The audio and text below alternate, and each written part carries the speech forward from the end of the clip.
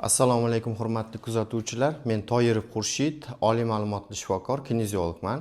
Bugun sizlar bilan o'tgan videoda va'da berganimdek, dum suyagi ushibi, sinishi va uning qanaqa simptomlari borligi, uy sharoitida nima qilish mumkinligi, sidalishni nervda, ya'ni oyoqni orqasini tortishib og'rishida, beldagi og'riqlarda, dumg'azadagi og'riqlarda, даже cherepnoy davleniyani hosil bo'lishida ham dum suyagini ahamiyati haqida gapirib o'taman. Videoni oxirigacha ko'ring. Demak, dum suyagi bu qanaqa suyak? Umurtqa pog'onasi o'sha boshdan boshlanib, bo'yin qismidan to dumg'azagacha kelgandan keyin dumg'aza suyagi bu butun umurtqaga tayanch vazifasini bajaradi. Bitta narsani bilib qo'yishingiz kerak. Ichki organlarimiz o'sha ko'krak qafasidagi, qorin bo'shlig'idagi o'sha ichak, jigar, buyrak hammasi umurtqalarga tayanadi. Ya'ni o'zini o'sha fatsiyasi, idishi bor, qobig'i orqali kelib umurtqalarga birikadi va o'shanga osilib birikib turadi. Umurtqadagi har bitta siljish mana hozir bizga kelyapti, o'sha grija bo'yicha kelishyapti, grijaga davolanganlar kelishyapti, lekin lichina to'liq olisha olmagan. Nima sababdan? Chunki bel umurtqasida, umuman umurtqa pog'onasida faqat grija emas kasallik. Ular nimaga davolana olmayapti? Bu yerda grijadan tashqari umurtqa siljishi degan narsa bor. Ya'ni umurtqa ichkariga kirishi, tashqariga chiqishi, chapga, o'ngga skalyoz bo'lib yo bitta umurtqani o'zini tashqariga ichkariga buralib qolishlari kuzatilyapti. MRTlarda ko'ryapman. Bu odamlar grijaga davolangan bilan foydasi yo'q, chunki umurtqani o'zi, ya'ni suyakni o'zi qisib turibdi nervda. Bular bekorga hosil bo'lmagan. O'sha asosda turgan dumg'aza suyagi, mana kichkina suyak tazi, ikkita tazi o'rtasida turadi. Mana shu dumg'aza suyagi o'z holatini o'zgartiradi. Ya'ni chapga, o'ngga siljishi mumkin. Buning natijasida tepadan to'g'ri tushayotgan yuk dumg'azani ustiga to'g'ri berilmaydi va oyoqlarga massa taqsimlanishi noto'g'ri bo'ladi. Buning hisobiga son chanoqda yemirilish bo'lishi mumkin, tizzalarda yemirilish bo'lishi mumkin. Buni nimaga aytayapman? Chunki ko'pchilik suyak yemirilishi bilan kelgan bemorlarimiz nimaga bizni naslimizda, bizni o'sha qarindosh urug'larimizda bunaqa yo'q, bizda bor degan savolni berishyapti. Bu savolning javoblaridan bittasi shu. Ya'ni oddiygina siz o'tirib yiqilsangiz, nimadir bo'ldi, yiqilib tushdingiz. Kafildan yo muzda toyib yiqilib tushdingiz. Yo umuman yiqilib tushish ham shart emas. Ba'zida o'sha joydagi tazdagi suyaklarning smisheniyasida bo'lishi mumkin. Dum suyagi, ya'ni dumg'azani oxiridagi kichkinagina suyak. O'sha siljiydi. Mana shu kichkinagina suyak butun skelet tizimini boshqaradi. Ya'ni ravnovesiyada chap va o'ng tomonda to'g'ri yuk taqsimlanishini boshqaradi. Buni ostida mana o'tirsangiz, mana to'g'ri stulga o'tiradigan bo'lsangiz, ikkita suyak bor. Buni o'zingiz ham hozirda o'zida ham любой odam o'zida ko'rishi mumkin. O'tirganda shu ikkita suyak tegadi. Tekkanda dum tepada osilib turishi kerak. Osilib turganda bu svobodno turadi, hech qanaqa muammo bo'lmaydi. Даже nafas olib chiqarganingizda ham mana bu dumg'aza suyagi bilan dum suyagi kontrrotatsiya qiladi. Bu nima degani? Mana misol uchun dumg'azangiz bu dum davomi. Siz nafas olganingizda dumg'aza pastga qarab harakatlanadi, ya'ni mana bunaqa harakat qiladi. Bu payt dum unga qo'shilib harakatlanmasdan teskari harakat qiladi. Ya'ni nafas olganingizda mana bunaqa ochilib, nafas chiqarganingizda joyiga kelish kerak. Agar sizda o'sha dum suyagini bir qismi qayrilib qolgan bo'lsa yo svyazkasi tortib qolgan bo'lsa, dum shu harakatni qilmaydi. Ya'ni dumg'aza keladi, lekin dum harakat qilmaydi. Dum yo chapga tortib ketadi yo o'ngga tortib ketadi. Buning natijasida sizda nima o'zgarishlar bo'ladi? Qisqa qilib tushuntiraman. Aynan shu qismda dum suyagini uchiga butun boshdagi parda, tverdoy mozgovoy оболочка deymiz, mana bu suyakni tagida bo'ladi. Parda o'ralib, umurtqa pog'onasi ichi bilan kelib, bir uchi mana shunga birikkan. Mana shu dum suyagiga birikkan. Ya'ni sizda agar dum suyagi har tomonga qiyshayadigan bo'lsa, bosh ichida muammo yuzaga kelishi mumkin. Juda ko'pchilik keladi. Qoshlarimni oldi tortib og'riydi, ko'zlarim yumilib ketaveradi, peshonamda og'riq bo'ladi, mana bossam, mana shu joyimda og'riq bor deydi. Chakkalarini ko'rsatadi. Bu o'sha tverdoy mozgovoy оболочкаning muammosi hisoblanadi. Buni ildizi boshda emas, dum suyagida bo'ladi. Ya'ni dum suyagi noto'g'ri joylashishida. Keyinchalik umurtqa pog'onasini ham bu parda o'ragani uchun dum suyagi qiyshaganda bu parda chapga o'ngga buralib qoladi. Torziya deymiz buni. Tverdoy mozgovoy оболочкаning torziyasi. Buralib qolish natijasida tanani bir tomonida. Bunday kasallar ham kelishadi. Meni faqat chap oyoq bilan chap qo'limda muammo bor. Ya'ni chap oyog'im bilan chap qo'lim shishadi deydi, chap oyog'im bilan chap qo'lim uvishadi yo og'riydi deydi. O'ng tomonda yo'q. Daj bo'ynini ham chap tomonini bossak og'riq kuchli, o'ng tomonini bossak umuman og'riq yo'q. Ko'krak qafasida ham chap tomonni bossak og'riydi, o'ng tomonda yo'q. Butun tana shunaqa bo'ladi. Bu ham xuddi shu dum suyagini tverdoy mozgovой оболочкani burab qo'yishini hisobiga bo'ladi. Eng muhimi, boshi ichida hosil bo'ladigan likvor deymiz, boshi ichidagi suyuqlik orqa miya kanaliga oqib kirib, mana shu dumg'azani oldiga kelgandagina qon tomirlariga, limfalarga so'rilishi kerak.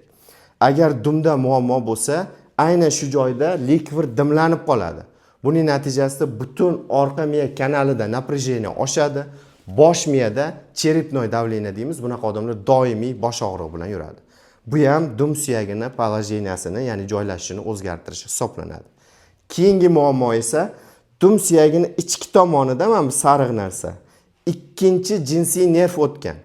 Ya'ni birinchi jinsiy nerv tazni ichiga beldan chiqqandan keyin kirib, jinsiy organlar, siydik pufagi, matka, erkaklarda prostata funksiyasini boshqarsa, ikkinchi nerv dum suyagini ostidan kiradigan nerv hisoblanadi. Bu ereksiya jarayonini, ya'ni jinsiy faollikni, jinsiy organlarni qon bilan ta'minlanishini boshqaruvchi mushaklarni nervi hisoblanadi. Agar shunda muammo yuzaga keladigan bo'lsa, jinsiy organlar to'liq qon bilan ta'minlanmaydi va ereksiya jarayoni buziladi. Ya'ni xohish jarayoni buziladi. Bundan tashqari jinsiy organlarda sekin astalik bilan kichrayish boshlanadi. Bu ham dum suyagini muammosi hisoblanadi. Keyingisi esa dum suyagini oldida mana bu ko'k narsa svyaska joylashgan. Bu svyaska ko'pchilikda dumni qiyshayishiga sabab bo'ladigan svyaska. Ya'ni bir tomonga tortib ketadi bu. Nimaga bunaqa bo'ladi? Bu joyda bizni dumma mushagimiz joylashgan. Grushevidniy, ya'ni noksimon mushak joylashgan. Bilasizlar, noksimon mushagining orasidan sidalishniy nerv o'tadi. Ya'ni sonning orqasi boldirlarni tortib og'riq beradigan o'sha mashhur nerv o'tadi. Agar grushevidniy muskul qisqarib qoladigan bo'lsa, bu sidalish nervga og'riq beradi.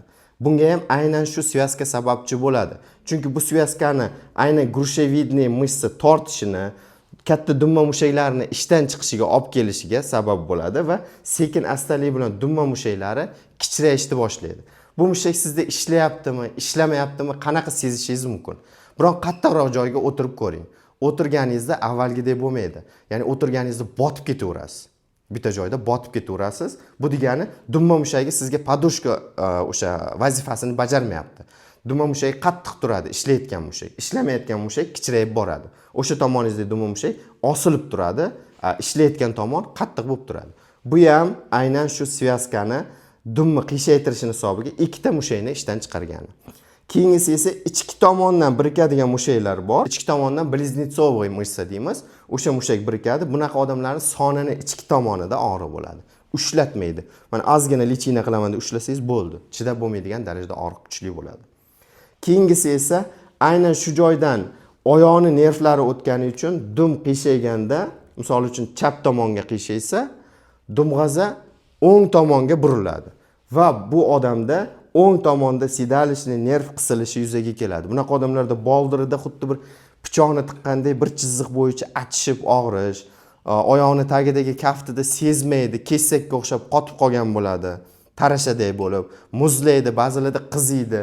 Bu ham faqatgina beldagi muammolar emas, aynan dumg'aza bilan ko'pchikli muammosida yuzaga keladi. Mana shu hafta kelgan bemorlarning kamida 40%da ko'pchikda muammosi bor. Konsultatsiya qilganimda hammasida shu muammo yuzaga kelganini ko'rdim. Ko'pchikda muammosi borlar bir joyda uzoq o'tira olmaydi. O'tirganda ham, misol uchun stulda o'tirdi yo dasturxon boshida o'tirganda doim to'g'ri o'tirib ovqatlana olmaydi. Ya'ni mushaklari ushlab tura olmaydi. Bunaqa odamlar yo chapga tashab o'tiradi, yo o'ngga tashab, yo biror narsaga suyanib, maksimum mana bunaqa orqaga tashab o'tiradi. Даже yosh bolalarda ham ko'rishingiz mumkin yoki kompyuter oldida ishlaydiganlar, shofyorlar, boshqalarda mana o'tirganida orqasini to'g'ri ushlamasdan duk qilib oladida, ozgina orqaga tashab o'tiradi. Mana shu holat ularga qulay, shundan mazza qilishadi. Mana shunaqa bo'lib o'tiradi. Nima uchun shunaqa bo'ladi? Buni natijasida boya ko'rsatdim, suyak tegib turmaydi-da. Mana bu ikkita suyak yerga tegib turmaydi-da, mana bunaqa qilib olganingizdan keyin dum ham qo'shilib tegadi. Buning natijasida dum qisilib boraveradi. Bular yiqilib sindirish shart emas. O'zlari mana shu o'tirishni o'zida dumni ezib qo'yadi. Ezib qo'ygandan keyin ichkaridagi svyaskalar tortishib qolishiga sababchi bo'ladi. Bunda eng yomon narsa orqani duk qilib, orqaga tashab o'tirish. Yosh bolalar ham shunaqa qilib o'tiradi. Boshida mazza qiladi, chunki bunda orqada boya aytib o'tgan tverdoy mozgovoy оболочка deymiz. Butun orqa miya bilan bosh miyani o'rab turadigan parda cho'ziladi. Shunaqa bukib o'tirganda cho'ziladi. Bu sekin astalik bilan miya ichidagi suyuqlikning normal aylanishini buzadi va ularda o'sha cherepnoy давление, bosh og'rig'i kabi, bosh aylanishi kabi muammolarni yuzaga keltiradi. Demak, uy sharoitida nima qilish mumkin? Agar sizda sonning orqa tomoni, ichki tomonda og'riq bo'lsa, siydik pufagida, jinsiy organlarda muammo bo'ladigan bo'lsa, belda, dumg'azaning ikki chetida og'riq bo'ladigan bo'lsa, boldirlar tortishsa, birinchi o'rinda dumni to'g'rilash kerak bo'ladi. Buning uchun nima qilishingiz kerak? Birinchisi, samolyotda bo'yinga taqadigan yostiqcha bo'ladi. O'rtasi teshik bo'ladi. Xuddi shunaqa teshik, yostiqcha yo balonchani olasiz, o'shani ustiga o'tirasiz. Dum o'rtaga teshik qismiga tushib turishi kerak. O'shanda yerga tegmaydi. Shu holatda to'g'ri o'tirgan holda, boya ko'rsatib o'tdim, nafas olgan payti dum tepaga ko'tariladi. Dumg'aza pastga tushadi. Xuddi shu harakatdan foydalanib dumingizni o'zingiz to'g'rilab olishingiz mumkin. Buning uchun nima qilasiz? O'shanga o'tirgan holda chuqur nafas olasiz va belni oldinga cho'zasiz, nafas olib. O'sha paytda dum maksimalni o'sha qayrilgan joyi to'g'ri bo'ladi. Va sekin chiqarasiz. Ya'ni sekin nafas olasiz va belni oldinga cho'zasiz. Bu paytda ko'krakni cho'zib, boshni orqaga tashlash kerak. Sekin yana joyiga qaytasiz. Shu mashqni 3 daqiqa davomida kuniga 4-5 mahal 1 oy davomida qilsangiz, o'sha hech qanaqa doktorsiz dumingizni o'zingiz to'g'rilab olasiz. Bu o'sha chanoq qismidagi og'riqlar, beldagi og'riqlar, boya aytib o'tgan muammolarning hammasini hal bo'lishiga olib keladi. Ikkinchi mashqimizni doktorlar qilish kerak bo'ladi, ya'ni kineziologlar ham qiladi bu narsani. Ya'ni dum umurtqasini sekin astalik bilan tepaga ko'tarish. Buni uy sharoitida qilish qiyin, chunki mana bu svyaskani topib olishingiz kerak. Aynan dumni faqat mana shu svyaska tortib qiyshaytirishi mumkin. Buni topib olish uchun nima qilish kerak? Boya aytganimdek, o'tirgan joyingizda suyak bilan o'tirasiz, o'sha suyakni topib olasiz. Topib olgandan keyin dum umurtqangizni topasiz. Ikkalasini bir-biriga ulab turadigan svyaska. Demak, o'sha suyak bilan dumni o'rtasini bosib turishingiz kerak. Prosta ushab turasiz. Ushab turasiz, o'sha joyda bossangiz og'riydi. Juda chidab bo'lmaydigan muammo bo'lsa og'riydi. O'sha joyga bosib turasizda, boyaga balonchaga o'tirib, sekin nafas mashqini qilasiz plus svyaskani ham bosasiz. O'shanda o'zingiz o'sha bitta mashqni o'zidan sirasi sezasiz. Agar sizda aynan shu joyda muammo bo'lsa, birdaniga og'riqlaringiz yengillashadi. Demak, hozir ko'rsatgan mashqlarning hammasi uy sharoitida sizlarning og'riqlaringizni yengillashtirib, muammolaringizni hal qilib beradi. Agar sizda shu mashqlardan keyin ham og'riqlar o'tib ketmasa, aytib o'tgan muammolarim davom etadigan bo'lsa, demak muammo jiddiyroq, faqatgina dumda emas. Chunki bu joyda juda ko'p muammo tug'diradigan svyaskalar, nervlar, qon tomirlari va ichki organlar joylashgan. Agar siz to'liq lecheniya olmoqchi bo'lsangiz, quyida yozilgan telefon raqamlar orqali biz bilan bog'laning, albatta konsultatsiya berib o'taman.